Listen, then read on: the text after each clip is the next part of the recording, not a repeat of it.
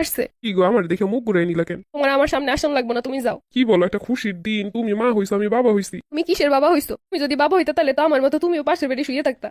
কেমন কথা? তা তো দেখতেই পাইতেছি কি সুন্দর ঘুরে ফিরে বেড়াইতেছো, আবার বলতেছো তুমি বাবা হইছো। আমি ঠিকই মা হইলাম, কিন্তু তুমি বাবা হইলে না। কেমন কথা? তাহলে কেডা বাবা হইছে? এটাই তো, আমার বাচ্চা বাবা পাইলো না। আরে পাগল, কি সব কথা কইতেছো? আমি বাবুটা একটু কোলে নিয়ে নি। না, তুমি আমার বাচ্চারে কোলে নিবার আগে বাবা হওয়া তারপরে। কি জ্বালা, আমি তো বাবাই হইছি। না, এরকম কখনো বাবা হইতে পারে না। তুমি আমার মতো এরকম সিজার করে এসে আমার পাশে শুয়ে থাকবা। কেমন কথা?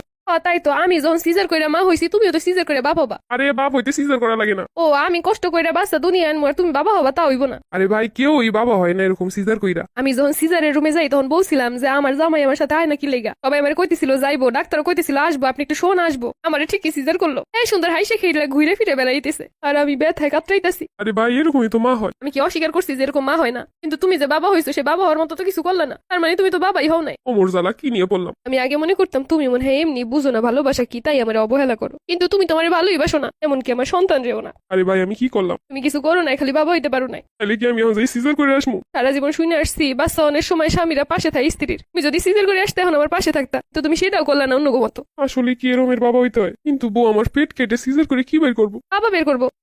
বাবা আবার পেট দিয়ে বের করে কেমনে? তাই তোমার আমি বুঝাইতে পারবো না, তুমি আমার ভালোবাসো না, তুমি এগুলো কিভাবে বুঝবা? তাহলে কি ডাক্তার দেয় যে কমু যে আমার সিজার করে বাবা বানাই দেন? কি আমি জানি, আর এখন কি গেলেও বাবা হইতে পারবা? বাবা তো হইতে হবে, বাচ্চা দুনিয়া হওয়ার লগে লগে। তোর এই কথা তো কেউ আমার কোনোদিন কয় নাই। তাহলে কি করবো এটা আমার কদিন কেমনে বাপ এখন? থাক, তুমি যাও, তুমি তো এমনিও আমার কেয়ার করো না, ভালোবাসো না, এখন তো বাবা হইতে পারলা না, যাও তুমি হাইসে খেলে ঘুরে বেড়াও। আরে আমি তো তোমার পাশেই আছি, তোমার সেবা যত্ন করার লিগা। তা তো দেখতেই পাইতেছি, আমি ব্যথায় কাতরাইতেছি আর তুমি কি সুন্দর সবাই লোক গল্প করতেছো। এটা কোনো কথা কইলা? সবাই লোক যদি আমি কথা না কই, মানুষ কি মনে করবো কদি? তুমি অন্তত কানতে কানতে অজ্ঞান তো হইয়া যেতে পারতা আমার কষ্ট দেখা।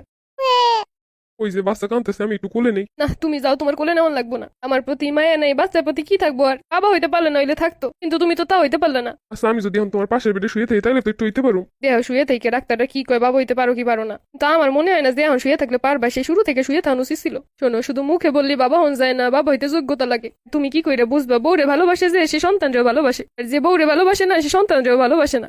সবাই বলতেছিল বাবুরে যখন বের করে বাহিরে দিছে তোমাদের কাছে, তুমি নাকি কোলে নিয়ে দাঁত কেলে হাসতেছিলা। আমি ভিতরে বসে কষ্ট পাই আর তুমি বাইরে বসে সবাই সাথে দাঁত কেলে হাসো। আরে সেটা তো বাবা হওয়ার খুশিতে।